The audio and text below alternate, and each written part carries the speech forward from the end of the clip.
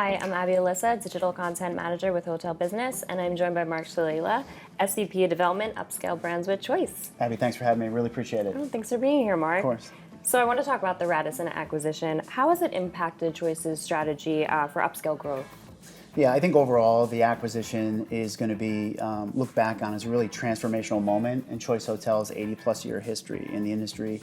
Not only does it fortify our dominant position in the mid-scale space with the country and brands that came over as part of that portfolio, but we're adding to our upscale platform with a really sort of well-segmented fleet of brands that we now have to offer our franchisees and owners. So we now have Cambria Hotels, Ascend Collection, Radisson, and Radisson Blu. The Radisson brands actually represent two new white space growth channels for Choice. We plan to grow these aggressively. What you might not know is we now have 80,000 upscale rooms on our platform. We think we're just scratching the surface of where we can take this. And I can tell you it's early days, but since sort of reintroducing the Radisson brands under the Choice umbrella to the development community earlier this year, there's been a groundswell of support and interest and a lot of developers wanting to convert their full-service assets to these Radisson brands. Early highlights have been we've just executed our first two Radisson projects last month, and we'll be opening the Radisson Blu Vancouver on the west coast of Canada. So some really exciting stuff. I can't share all our secrets, but I can tell you our strategy has been well thought out, and we're going to utilize the balance sheet similar to what we've done with Cambria to grow these brands. And I would expect some disruption in these new segments that we're entering and a lot of growth going forward. So what's the latest with the Cambria brand? Yeah, so what's happened with Cambria right now is really exciting. Cambria's really hit its stride from a growth perspective and has become the go-to challenger brand in the upscale space. What is attracting developers to Cambria is we rolled out this new cost-effective prototype, and it's allowing developers to move their projects forward in this challenging environment. But also at the same time, we're still allowing developers to design their hotels to create a highly differentiated, unique, localized experience, which is what developers are excited about developing and what guests are looking to stay in these days. I think another thing that attracts developers to Cambria is the support we've provided. We've provided unprecedented financial support to the brand. We're going to continue that, and I think it gives developers comfort that parent brand is going to be able to support them and have the resources in place to continue to grow the brand. We now have 68 open Cambrias. We have another 22 under active construction and another 70 hotels in the pipeline behind that. So we feel really good about getting to 75 open hotels by the end of the year. We kind of are focused on that 100-unit milestone. Just some recent updates on Cambria. We just opened two great locations, one in downtown Detroit in the month of May, and then another one in Orlando on the iDrive corridor right across from Universal Studios. Following up on that, we broke ground on two new projects in the Pacific Northwest, traditionally really high barrier entry markets. So the development and the momentum has been coast to coast. We're really excited about where Cambria is going right now.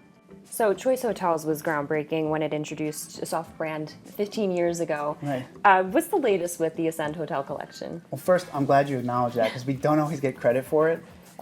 Since pioneering the soft brand space 15 years ago, soft branding has really exploded into a full-fledged multi-tiered segment that just about all our competitors play in with one or more brands. And look, I think it speaks to the innovative history of Choice Hotels and our track record of being able to identify and execute on trends well ahead of the industry curve.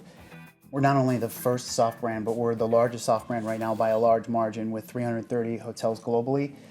We continue to add to that eclectic portfolio of boutique, unique, historic, and resort-type properties. I think the common trend that attracts these developers to Ascend is their steadfast determination to maintain their independence, but they're coming to us because they want to leverage the strength of our reservation system, our global scale and distribution, as well as the strength of our award-winning loyalty program, Choice Privileges.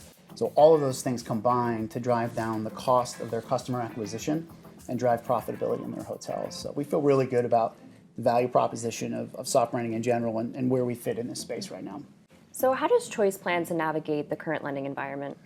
Yeah, obviously the lending environment is not ideal at this very moment, but we do think it'll be short term. I think if you've been in this industry a bit like I have, the one thing that is constant is that it's cyclical, and we tend to work through these more challenging cycles relatively quickly compared to when the economic environment is aligned to make development a little bit more easier. what people tend to forget is prior to COVID, the industry was on a 11-year RevPAR growth trajectory. I mean, literally year over year positive RevPAR growth. And at the same time, the federal funds rate was at or near zero, allowing developers to acquire debt much easier and a lower cost. So that was a pretty good run. So we're looking at things long term. In the interim, we're going to lean on the strength of our balance sheet for projects that align with our brand strategy. We're going to lean in. We're going to provide additional incentives to fill gaps in capital stacks to allow projects to go forward, or if we need to put together creative financing solutions so we can keep the pipelines moving and then be poised to take advantage of the next upswing. Well, thank you, Mark. It was a pleasure having you here today and sharing what's latest with Choice with us. Of course, thanks so much. I appreciate it. Absolutely.